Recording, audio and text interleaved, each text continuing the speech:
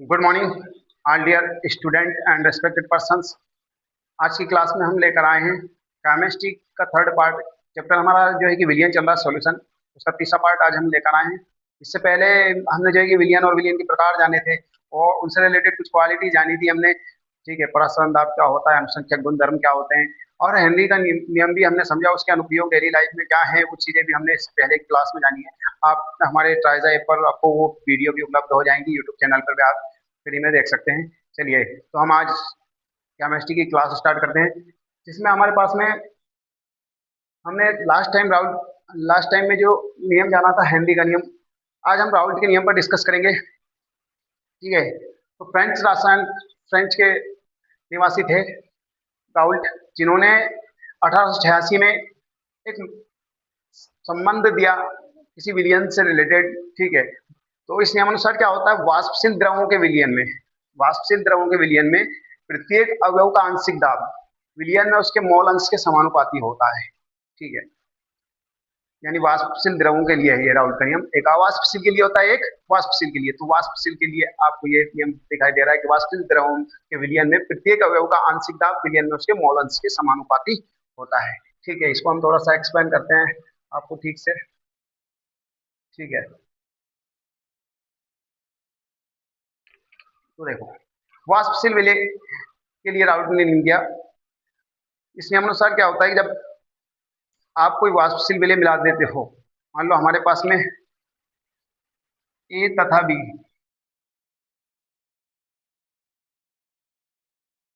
ए तथा बी, ए तथा बी दो विलायक हैं, दो विलायक हैं, ए तथा बी दो विलायक हैं, जिनके वाष्प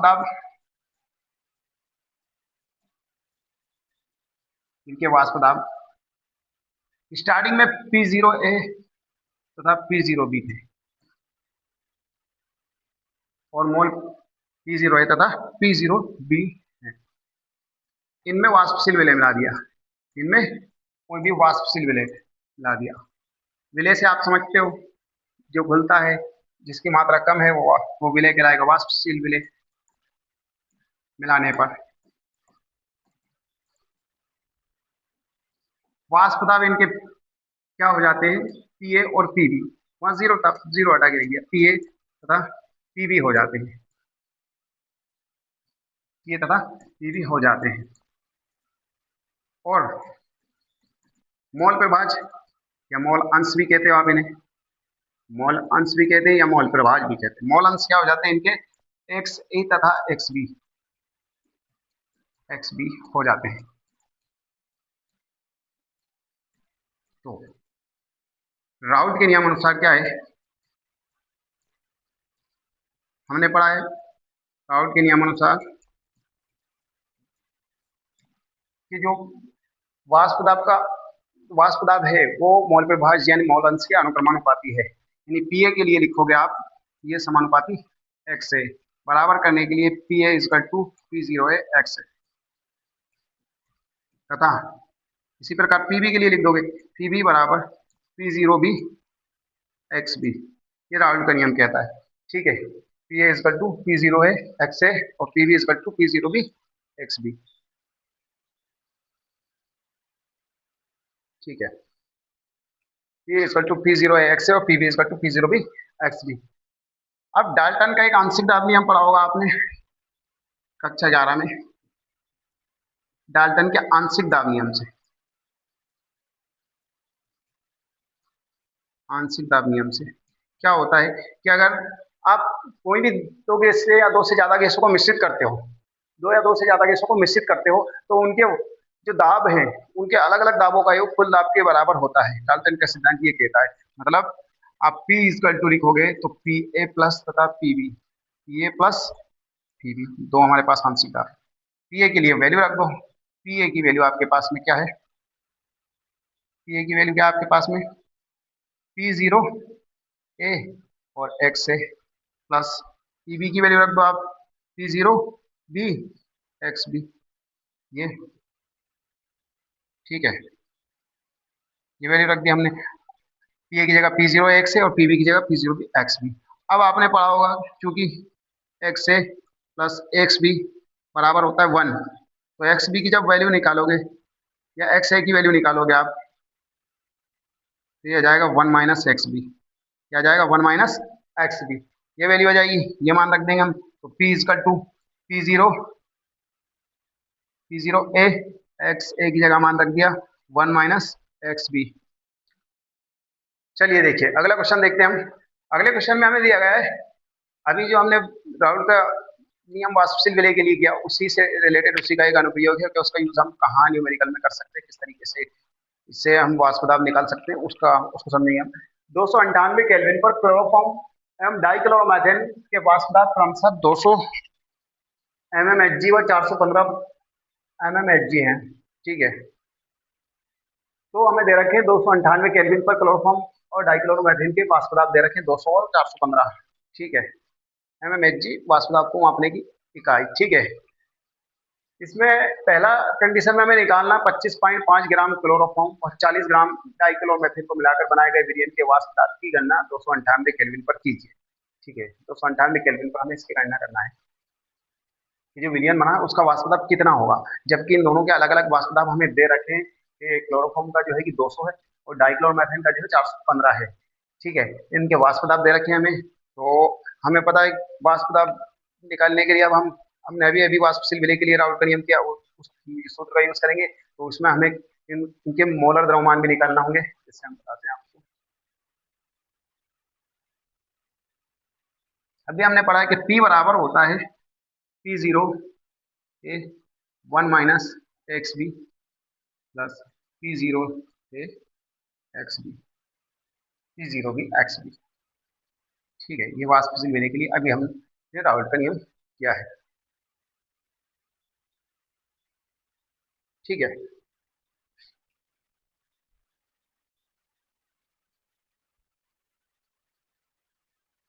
तो देखो आपको दे रखा है वाष्प दाब दिया है, पहले वाले का दिया है मान लो पी जीरो ए, जो वाष्प दाब दे रखा है हमें कितना 200 है एच, और दूसरा दिया हमें, दूसरा वाष्प दाब कितना दिया है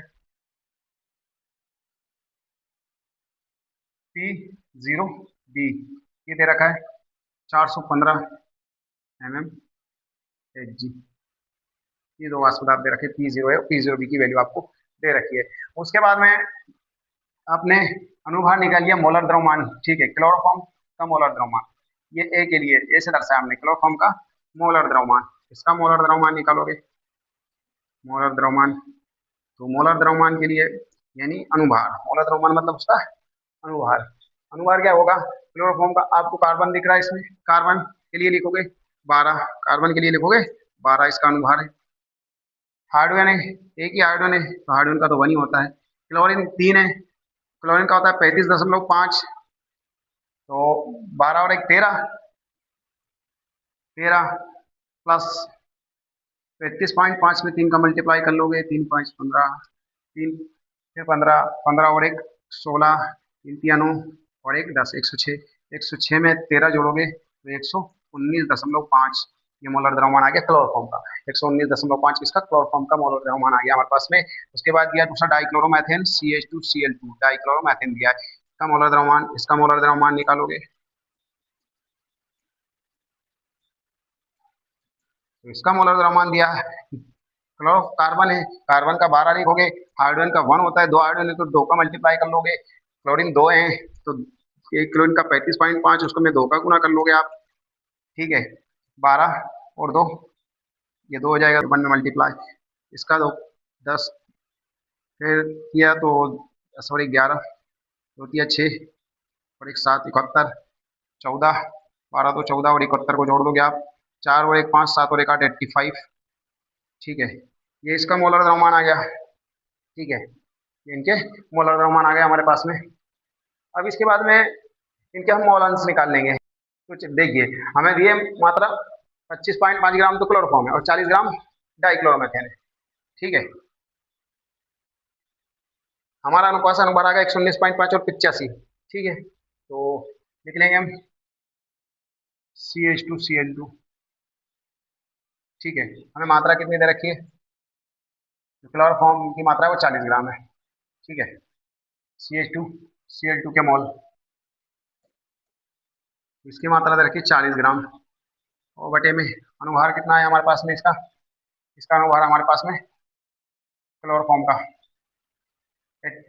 85 है। कितना है, तो देखिए हमें दे रखी है डाइक्लोरोमेथेन की मात्रा 40 ग्राम और क्लोरोफॉर्म की 25.5 ग्राम, तो इनके मोलों को की गणना कर लेंगे हम इससे। ठीक है, इनके मोलों की, तो डाइक्लोरोमेथेन की मोल 40 ग्राम, उसकी मात्रा है 85, उसका मोलर द्रव्यमान है। ठीक है, 85 इसका मोलर द्रव्यमान है, ये ग्राम मोल इनवर्स में। ठीक है, तो इसे डिवाइड कर लेंगे तो ये जाएगा 0.47, ग्राम से ग्राम कैंसिल, मोल इनवर्स, ये इसका मोल अंश आ गया। ठीक है, मोल आ गया, डाइक्लोरोमेथेन के मोल इतने हैं। क्लोरोफॉर्म के मोल, CH3 के मोल, CH3 के मोल निकाल लिया आपने, तो आपके पास में इसकी मात्रा कितनी है, 25.5 ग्राम, 5 ग्राम बटे में 119.5, ये आया उसका मोलर द्रव्यमान क्लोरोफॉर्म का। ठीक है, ठीक है, तो 25.5 को 119.5 से डिवाइड करोगे तो ये आपके पास में जाएगा 0.213 मोल इनवर्स। ये इन दोनों के मोल आ गए, इतने इतने मोल हैं, डाइक्लोरोमेथेन के ये मोल है और क्लोरोफॉर्म के ये मोल है। तो कुल कुल मोल हो जाएंगे हमारे पास, कुल मोलों की संख्या,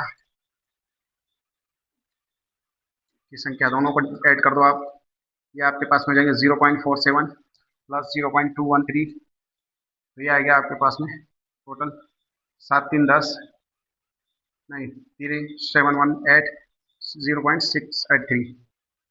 ओके, ये आपके पास में कुल मोलों की संख्या आ गई। ठीक है, हमारे पास में कुल मोलों की संख्या ये आ गई, तो अब हम निकाल लेंगे मोल प्रभाज। ठीक है, इन दोनों के मोल प्रभाज निकाल लेंगे, XCH2Cl2, मोल प्रभाज के लिए X से डोनेट करते हैं हम। डाइक्लोरोमेथेन का निकालोगे आप, तो डाइक्लोरोमेथेन की मात्रा के मोलों की संख्या कितनी है, 0.47 बटे में 0.683, कुल मोलों की संख्या से डिवाइड कर देंगे 0.47 को। ठीक है, इसको सॉल्व करोगे आप, 0.47 में 0.683, तो ये आपके पास में जाएगा 0.688।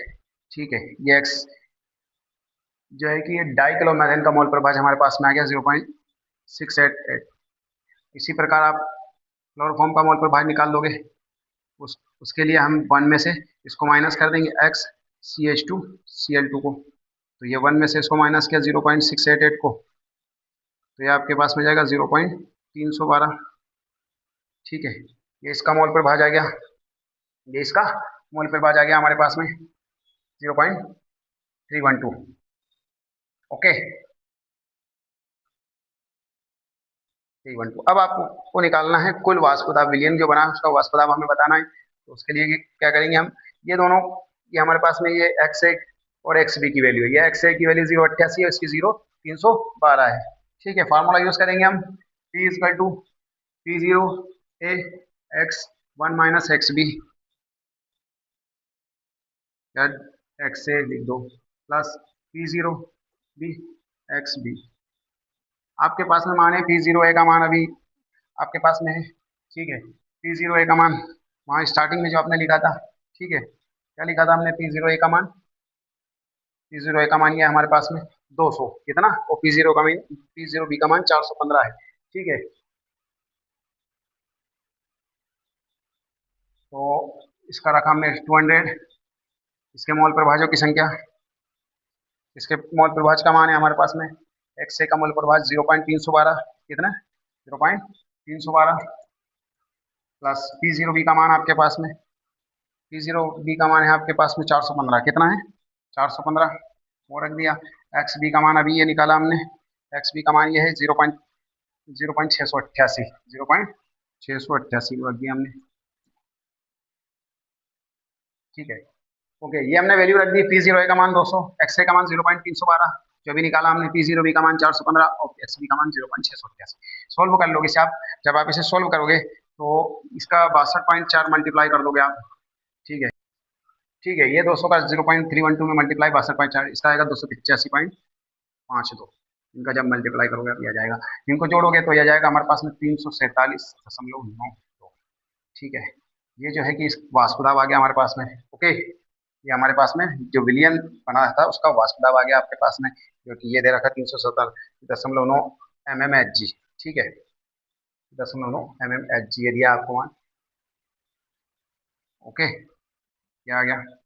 तो क्या किया था, मैं थोड़ा सा रिपीट कर देता हूँ, और सारा प्रोसेस आगे तक गई है इसमें, इसलिए बता देता हूँ आपको कि क्या क्या किया है हमने।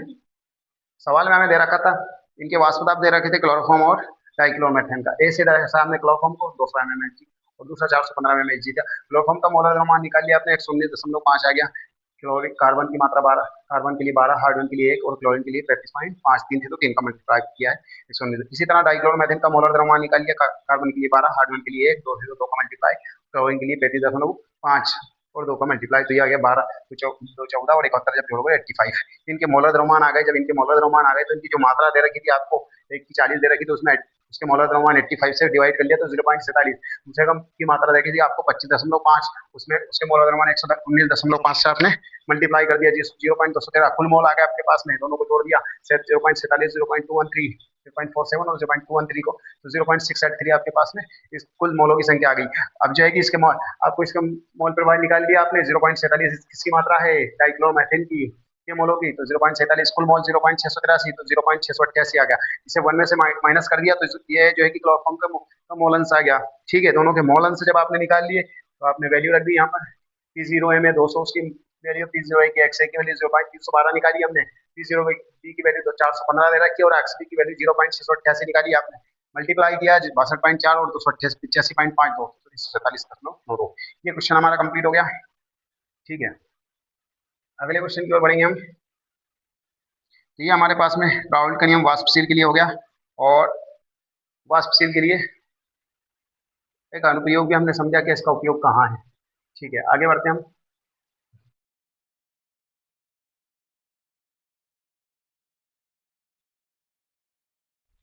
अब राउल्ट के नियम के अनुसार हम समझते हैं आदर्श और अनादर्श विलयन क्या होते हैं। ठीक है, आदर्श और अनादर्श विलयन क्या होते हैं, थोड़ा सा जूम कर देता हूं ताकि आपको ठीक से दिखे। ऐसे विलयन जो सभी सांद्रता को, ठीक है, आदर्श विलयन क्या है, जो विलयन जो प्रत्येक ताप और सांद्रता पर राउल्ट के नियम का पालन करते हैं। प्रत्येक ताप और सांद्रता पर राउल्ट के नियम का पालन करेंगे, ऐसे विलयन को हम क्या कहेंगे, आदर्श विलयन कहेंगे। और जो पालन नहीं करेंगे वो क्या कहलाएंगे, अनादर्श विलयन कहलाएंगे। ठीक है, मतलब आदर्श विलयन के लिए आप लिख सकते हो, आदर्श विलयन के लिए आप लिख सकते हो P A equal to P0A X A और Pb equal to P0B X B. ये राउल्ट के नियम के लिए देख सकते हो, P A equal to P0 X और Pb equal to P0B X B. और अनादर्श विलयन के लिए ये बराबर नहीं होगा, पी ए बराबर नहीं होगा P0A एक्स ए, जो राउल्ट का नियम कहता है। Pb बराबर नहीं होगा P0B एक्स बी। ठीक है, एक्स P0A एक्स ए और एक्स बी तो मोल प्रभाव हो गए। एक्स ए और एक्स बी क्या है, मोल अंश है उनके, और P0A P0B क्या है, उनके वाष्प दाब है जब शुद्ध विलायक था उस कंडीशन के। ठीक है, तो वे विलयन जो प्रत्येक ताप और सांद्रता पर राउल्ट के नियम का पालन करते हैं आदर्श विलयन है, और वे विलयन जो प्रत्येक ताप और सांद्रता पर राउल्ट के नियम का पालन नहीं करते अनादर्श विलयन है। आदर्श विलयन के लिए क्या क्वालिटी है, आदर्श विलयन के लिए, आदर्श विलयन में जो है कि एंथैल्पी परिवर्तन शून्य होता है। एंथैल्पी परिवर्तन क्या होगा, शून्य, मतलब डेल एच मिक्स क्या रहेगा, जीरो। आपको कोई एनर्जी वेस्ट नहीं करना है। ठीक है, कोई एनर्जी यहाँ पर वेस्ट नहीं होगी, डेल एच मिक्स क्या होगा, जीरो। और आयतन परिवर्तन क्या होगा, del V equal to zero. इसमें आयतन भी क्या होगा, एकदम आयतन में कोई चेंज नहीं आएगा, जैसा आयतन स्टार्टिंग में दोनों को लिया है उतना ही आयतन रहेगा सेम, इस प्रकार की विलयन बनाने में। ठीक है, ये हो गया। और अनादर्श विलयन में इसका अपोजिट होगा, डेल एच मिक्स बराबर नहीं होगा जीरो के, डेल एच मिक्स बराबर नहीं होगा जीरो के, और del del H mix sorry del B mix ये बराबर नहीं होगा जीरो के। मतलब इसमें एंथैल्पी, अनादर्श विलयन में एंथैल्पी परिवर्तन भी होता है और आयतन परिवर्तन भी होता है। ठीक है, आगे बढ़ते हैं हम। अब इसमें आपको एग्जाम्पल भी दे रखे हैं उन्होंने। ठीक है, एग्जाम्पल में देखो आप, आदर्श विलयन की संभावना बहुत कम होती है लेकिन कुछ विलयन व्यवहार में लगभग आदर्श होते हैं। ठीक है, आदर्श विलयन की संभावना बहुत कम होती है, लेकिन व्यवहार में कुछ विलयन आदर्श होते हैं, जैसे एन हेक्सेन और एन हेप्टेन। एन हेक्सेन और एन हेप्टेन, ठीक है। हेक्सेन का पता है ना आपको, 6 लिखोगे C6H6।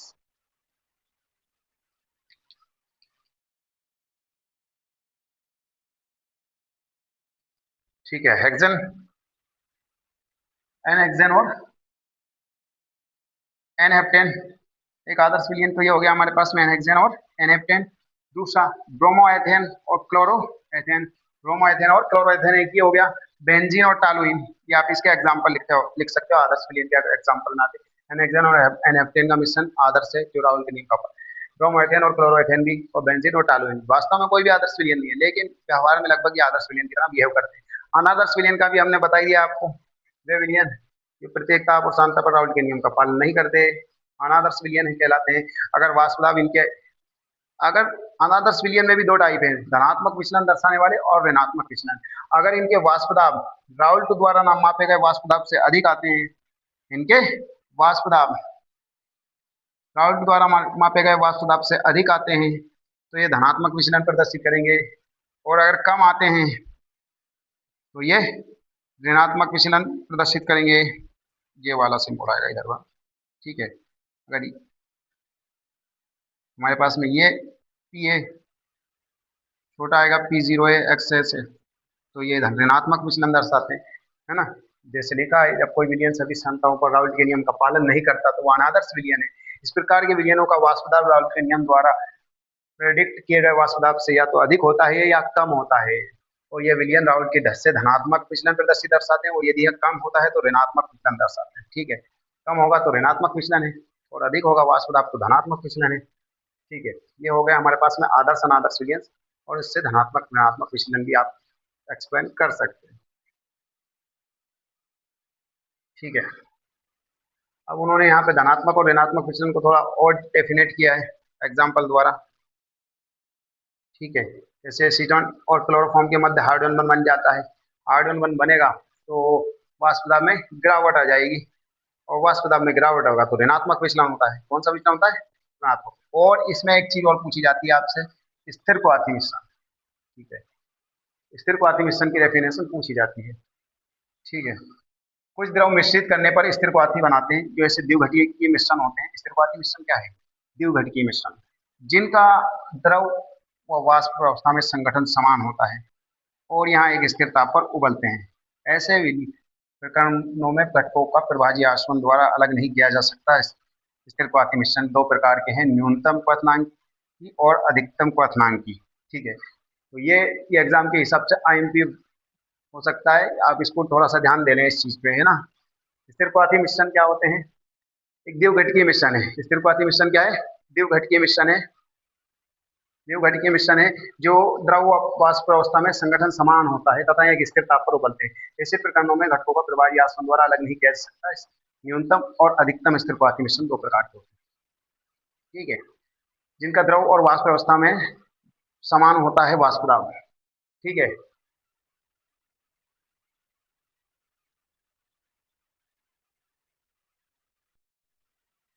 ठीक है, जिनका द्रव और वाष्प अवस्था में, जिनका द्रव और वाष्प अवस्था में संगठन समान होता है और ये एक स्थिर ताप पर उबलते हैं, एक स्थिर ताप पर उबलते हैं। उनको प्रभावी आसवन द्वारा अलग नहीं कर सकते आप, एक निश्चित ताप पर ही उबलते हैं। तो स्थिर क्वाथी मिश्रण दो प्रकार के, एक न्यूनतम और एक अधिकतम, ठीक है। उदाहरण में दे रखा है उन्होंने, उदाहरण में दे रखा है, शर्कराओं के किण्वन से प्राप्त एथेनॉल एवं जल का मिश्रण प्रभावी आसवन द्वारा जो विलयन देता है, आयतन के आधार पर लगभग 95% तक एथेनॉल होती है, ठीक है। शर्कराओं के किण्वन से जो एथेनॉल और जल का मिश्रण प्राप्त होता है उसमें 95% तक एथेनॉल होती है, ठीक है। किण्वन में जो 95% एथेनॉल अल्कोहल मिलता है। एक बार यह संगठन प्राप्त कर लेने के बाद जो स्थिर क्वाथी संगठन है, द्रव व वाष्प में संगठन समान हो जाता है, इसे आप पृथक नहीं कर सकते, ठीक है। ठीक है, तो आप इसी प्रकार जुड़े रहें, हम जल्दी और अच्छी वीडियो लेकर आएंगे बेस्ट क्वालिटी की, और आपको अच्छा कंटेंट मिलेगा। लगातार जुड़े रहें और रिवीजन करते रहें। ये गर्मी के समय में आप ज़्यादा से ज़्यादा कंटेंट को कंप्लीट करने का प्रयास करें। राइज ऐप डाउनलोड कर लें, वहाँ पर सारी वीडियो और क्लासेस मिल जाएंगी आपको, और यूट्यूब पर भी फ्री देख सकते हैं। जय हिंद, जय भारत।